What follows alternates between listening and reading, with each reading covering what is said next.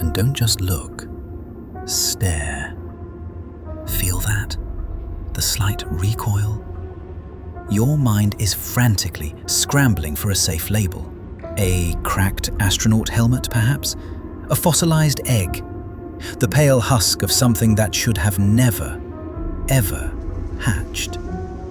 Whatever comfortable box you've just found for it, you're wrong. And that slow, rising nausea in your gut, that isn't a mistake. That is the entire point. Now lean in. Let your eyes adjust to the horror. The body is a pallid, whitish trunk, suspended in a landscape of torment. It's not quite skin, not quite bark. It's something caught between rotted wood and drained flesh. And it is hollow. The torso is cracked, wide open, split like an eggshell, inviting us into its nightmare. Let's begin with the head. It is human, completely unsettlingly human. The face is frozen in a terrible rictus, a smile and a grimace fused into one. The eyes are wide, but they don't show innocence. They show a dreadful awareness, glancing down as if to monitor the ruin of its own body. And balanced on this head, a world. A great circular disc, a tabletop-sized platform fused cruelly to the skull. At its center, a swollen pink bagpipe shaped with vulgar, unmistakable symbolism. In the medieval mind, this was lust, base appetite. But here, it has been weaponized. It's a structure, an altar, drawing people into its orbit. Watch the procession. A whorehouse madam in a green gown leads a bare soul towards it. Perched atop the instrument, a demon grips the pipe, aiming its mouth at a man. A man in a white scarf and blue clothes, his body inflating, bloating with air. Or is it shame? Behind him, another bare figure waits his turn, a silent cue for damnation. At the disc's edge, a tall, dark brown creature, satanic in its very silhouette, watches. A supervisor, a foreman of sin.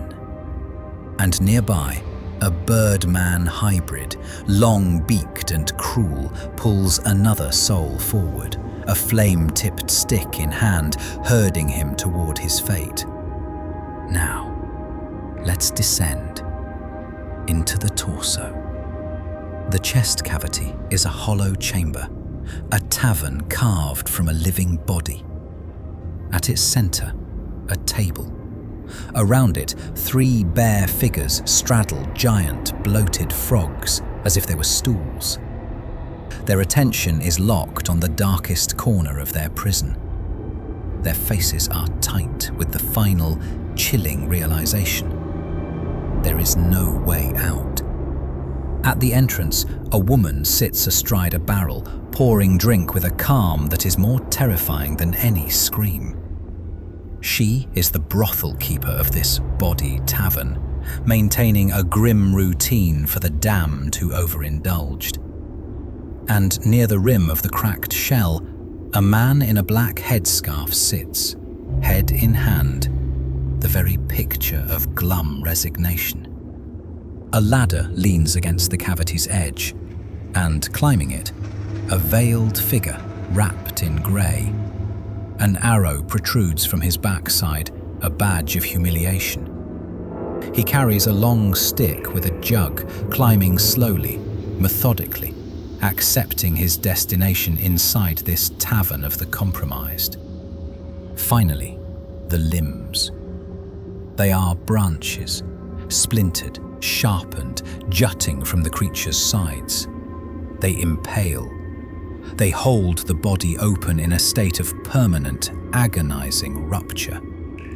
They exist only to preserve the injury that defines this entire structure. The feet are boats. But these vessels go nowhere. They are floating coffins, cramped with figures trapped in their own misery, just as the torso contains the tavern. Nothing here is decorative. Every single component restrains, shames, or exposes. The face is resigned. The body is compromised. And remember, this is only a detail, a single horrifying element of something much, much larger. This creature occupies a corner of Hieronymus Bosch's triptych, The Garden of Earthly Delights. Painted around 1490 to 1510, oil on oak panels.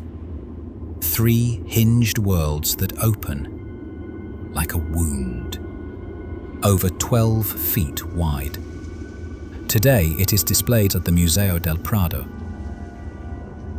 Bosch's world was one saturated with religion, fear, and the ever-present threat of sin. Where other artists used clear allegory, Bosch engineered entire ecosystems of damnation. Dense, crawling networks of human, animal, and impossible figures, painted with a microscopic, obsessive precision. The triptych forms a brutal progression. Eden on the left, the chaotic frenzy of earthly pleasure in the center, and hell on the right. The figure we've just dissected, the tree man, holds court in this final, terrifying panel. But here is the fact that changes everything. Some scholars, most notably Hans Belting, have proposed a chilling theory, that this tree man may be Bosch's self-portrait. Let that possibility settle in the silence. The artist positioned himself inside his own infernal punishment. He placed himself on the receiving end of the very mechanisms of hell he so meticulously designed. A man acknowledging that the world he painted applies to him too. From this point forward, we will break his hell down piece by agonizing piece. Examine the avian-headed creature, the prince of this hell. His crown is not of gold, but a grotesque iron cauldron. His head is a mockery of a bird's, a long, pale beak, round, pit-black eyes, and feathers that spike outward like threats. He is enthroned on a high latrine chair, and he is feeding. He swallows a man whole, head first.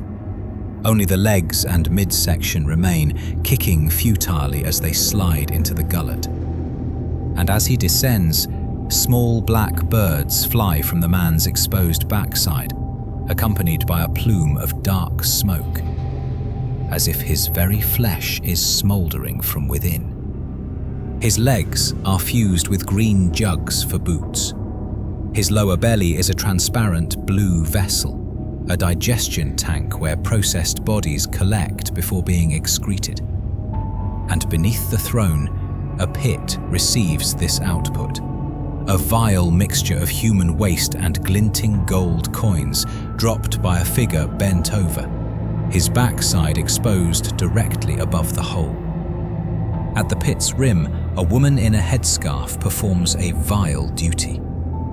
She steadies another soul who is vomiting into the opening, a meticulous attendant ensuring the system remains clean, that nothing spills out into the damnation. A woman lies unconscious nearby as a toad squats on her chest. Or maybe she's just shut her eyes to block the horror and her own reflection. She is undeniably Eve. A wolf clamps her down, guaranteeing her position for the inevitable. Beside this, a green, branch-limbed thing crouches, its back to you. Mounted on its back is a small, convex mirror. In that distorted reflection, you see the whole scene again. The woman, the wolf, her captivity. The mirror doesn't just show you, it forces you to witness the tableau twice. Subtlety has no place here. This is an engine of retribution. The blue creature is a maw of destruction, chewing through the greedy and spitting their remains into the cesspool below. And the final cruelty? They are buried under a rain of defecated gold. It screams the verdict into their faces. Here is the treasure you worshipped, you pathetic waste of skin. Now rot in this golden sewer and choke on it. Now let's move in close on the oversized ears. They are human ears, enlarged to the scale of machinery and fused together at the base. A massive arrow pins them, transfixing both like a bolt through slabs of meat.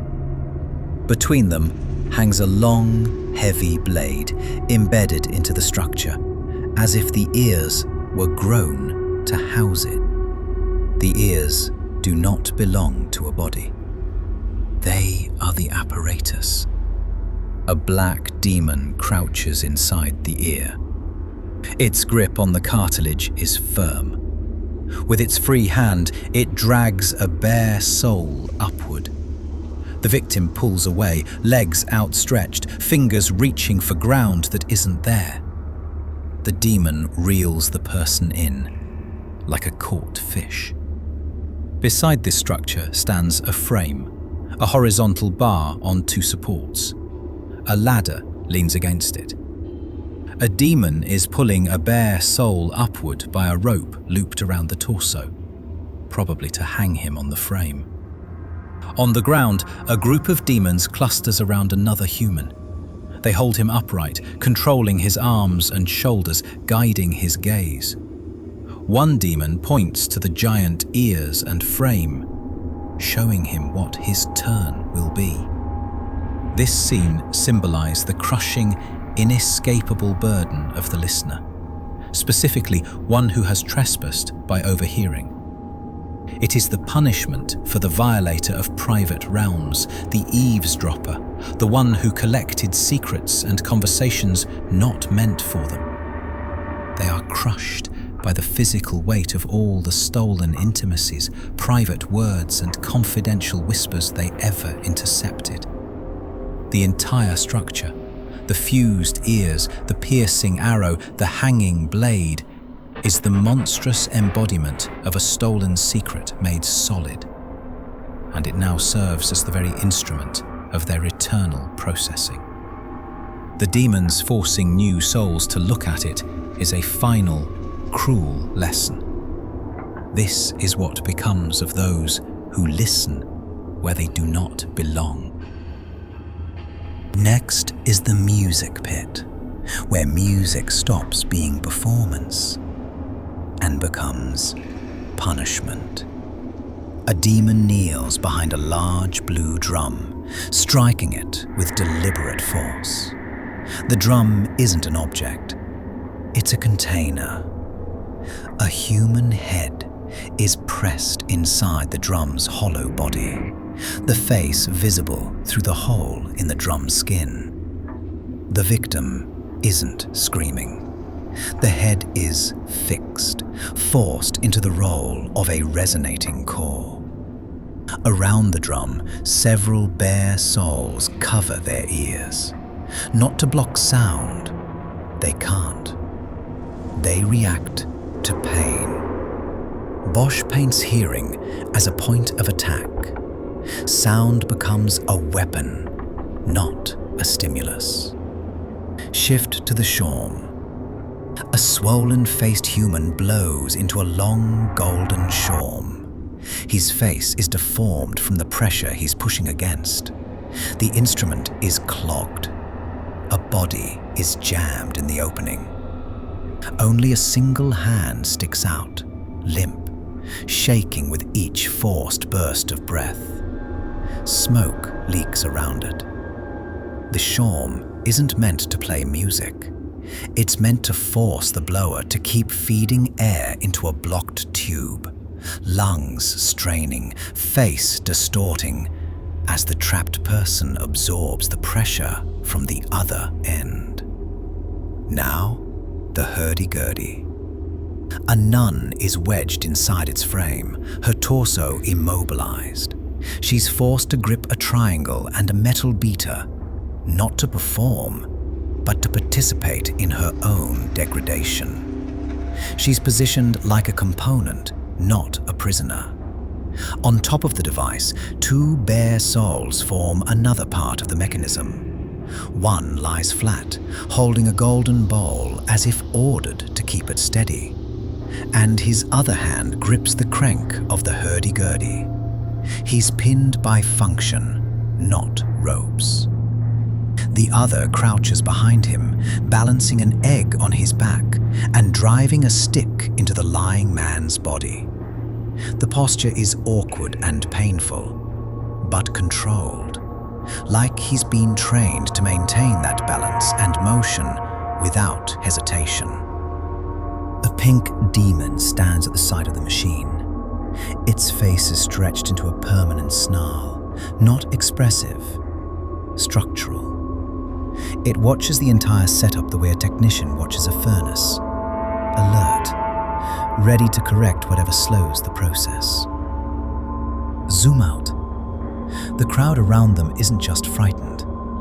They look like people who understand their turn is coming.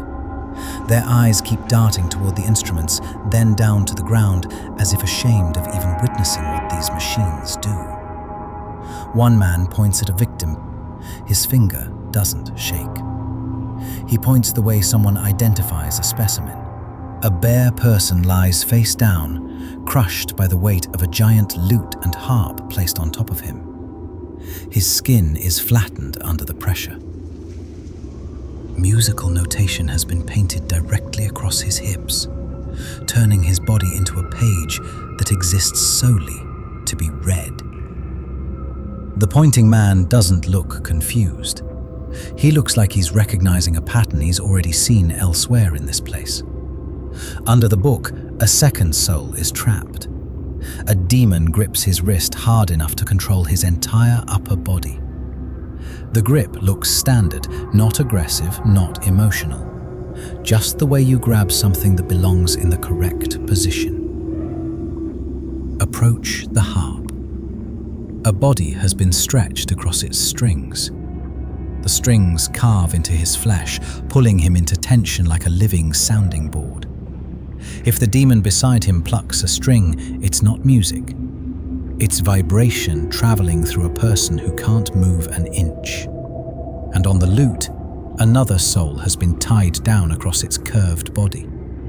He's secured so tightly that the instrument functions only with him attached. The demon on top doesn't restrain him. He maintains him, the way you'd adjust a part that needs to stay aligned. In Bosch's time, lust was believed to start long before the act. It started with music, a beat, a tune, a dance. So this part of hell goes straight for the root.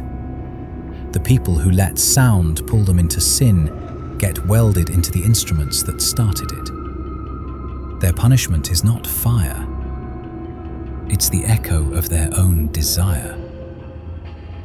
Hell shifts again, and now the ground turns to ice, thin, cracked, treacherous. Nothing warm survives here. Everything slips, sinks, or shatters. A bird-like demon glides over the frozen surface on crude skates, its long, spatula-shaped beak jutting forward like a weapon it doesn't need to lift. A bow is strapped across its back, arrows jutting like broken bones. It moves silently, almost lazily, as if the souls beneath the ice are nothing more than targets, waiting for gravity to finish its work. Nearby, a bare figure rides a flimsy board, bent low, desperately trying to stay upright. It's useless. The ground itself is a trap, and each motion pushes him closer to the cracks. attacks. Not far from him, another soul has already lost the fight. The ice beneath his board has given way, and he sinks, half drowned, reaching for a surface that is too thin to hold anything except despair. A third figure tries to stand upright on makeshift skates. His posture says everything. Panic, imbalance, and the moment before impact. Bodies float beneath the surface of the ice. Faces, limbs, half-submerged shapes. The cold doesn't preserve them. It punishes them.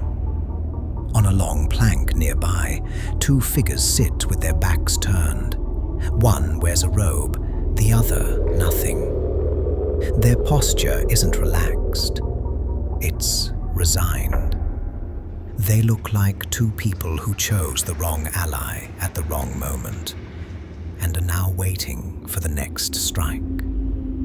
A false sense of safety in the middle of a killing field.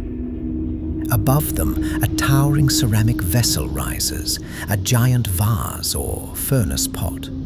People are trapped inside, clinging to a ladder that leads nowhere. They climb because they can't stop climbing. The shadows around the pot swallow a cluster of bodies. A woman bent forward, carrying a tormentor on her back. The authority in his stance is chilling. A giant knife acts as a platform, balancing a huge pink dish on its edge.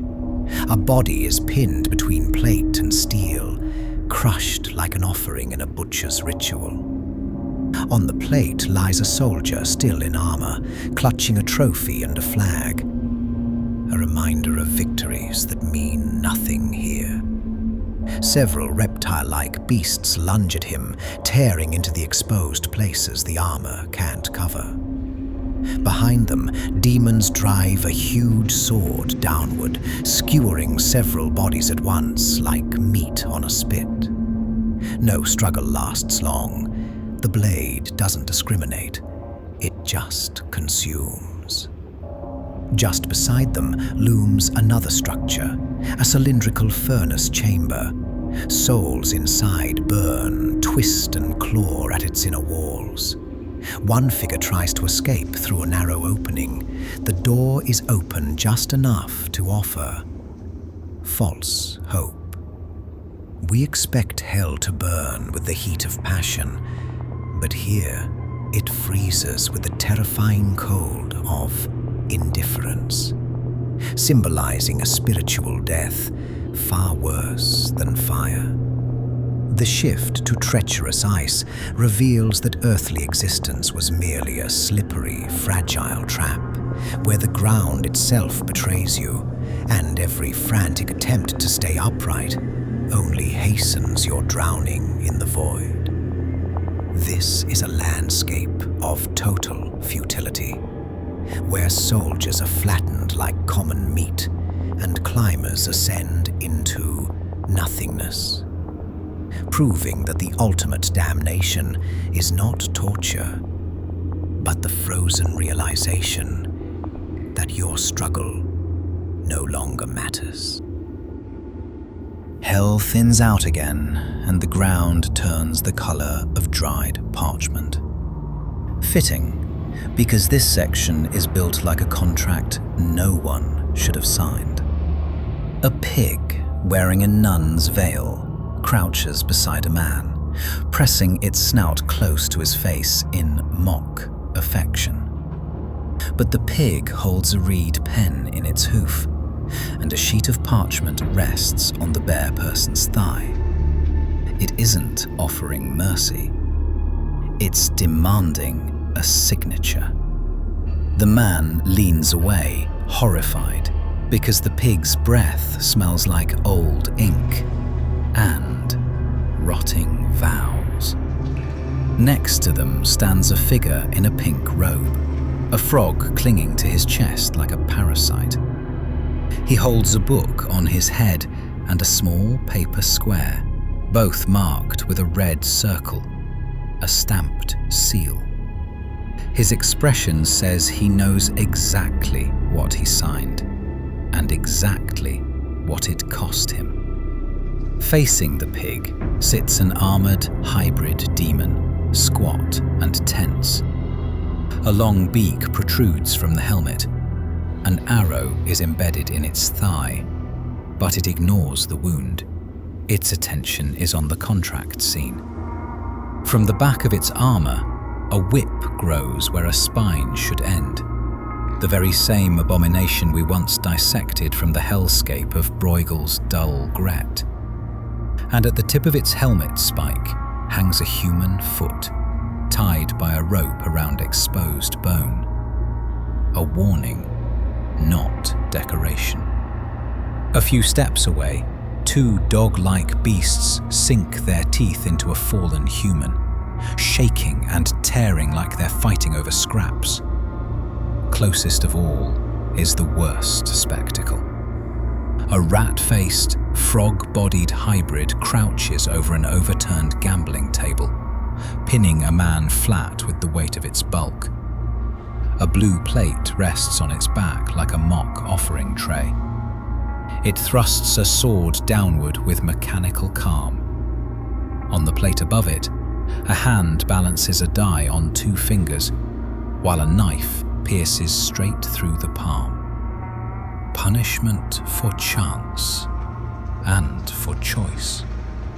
The pinned man's own hand is impaled by a dagger, immobilizing him for whatever comes next. Cards litter the ground. A broken jug lies nearby. Nothing subtle about it. This place exists for people who gambled with everything. Over the table stands a bare woman balancing a die on her head, clutching a jug and a burning stick in her hand. Her mouth hangs open in terror as she watches the rat hybrid carve into the pinned soul. Her expression makes it clear. She knows she's next. Behind her, a rabbit-headed demon blows a horn while holding a long rod tipped with a spike. Hanging from that rod is a corpse, dangling upside down like a warning banner. Behind the table, a mass of souls are pressed together, horrified, waiting for their turn. A swollen-bellied demon holds a gambling board covered in dice, raising it like a trophy in a casino from hell. One man in the crowd presses both hands to his face, trying to block the view. But a monstrous figure with a jaw full of fangs forces his head forward, gripping his skull with terrible insistence. The demon wants him to watch. Wants him to understand exactly what happens to people who let their vices make their choices for them. Others in the crowd already bear the marks. Some stabbed, some pierced, all reduced to the next bodies in line. The house always wins. These punishments strip the glamour from sin to reveal the rot underneath. This is the punishment for the exploiter and the cheat. The legalist is bullied by swine, and the gambler is butchered by the game. It reveals that every fraudulent contract and reckless bet was actually a signature on your own death warrant. You thought you were gaming the system, but you were merely securing your place on the butcher's block. Now turn your eyes to the left flank of the panel, right beside the tree man figure. This pocket of hell runs on cold, deliberate order. A massive horse skull hangs like a cracked moon.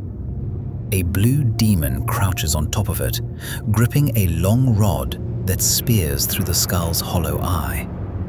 At the rod's tip swings an oversized iron key, and from that key dangles a soul by the ribs, limp, helpless, reduced to nothing more than a warning sign.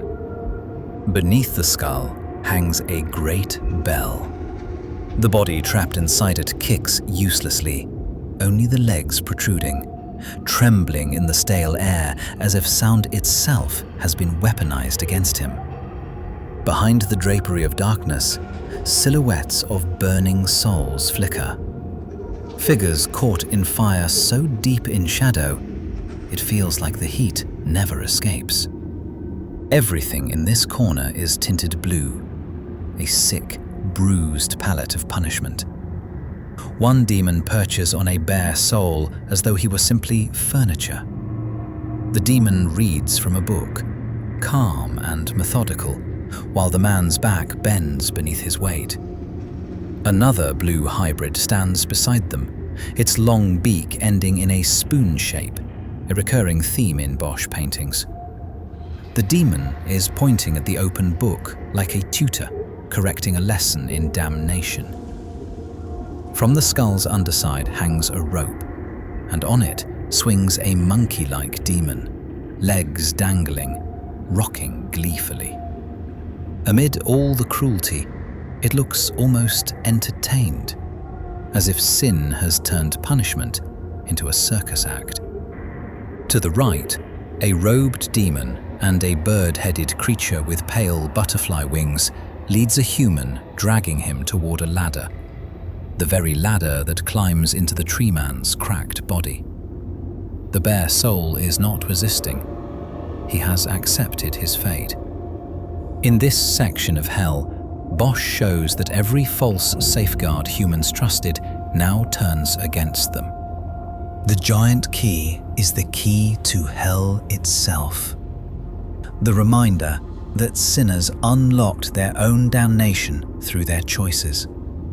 The massive horse skull, once used in pagan rituals to ward off evil or manipulate fate, exposes those practices as empty and sinful. The very object meant to protect now becomes a symbol of why they are condemned. The blue demons represent a cold, systematic evil. Punishment carried out with the detached efficiency of a bureaucracy of sin. And the gleeful monkey swinging nearby openly mocks the damned because they lowered themselves to instinct, superstition, and animal impulse. And hell now treats them with the same contempt. Bosch's hell is not chaos for its own sake. It's the late medieval worldview made literal. Around 1500, sermons, manuals, and civic law treated damnation as a real, structured system of punishment, and Bosch illustrates it exactly that way. The warm daylight of the first two panels disappears. Hell is shown at night because divine light is gone. Cities burn in the background because war, plague, and sudden destruction were everyday fears in Bosch's Netherlands. The frozen waterways reflect another medieval belief.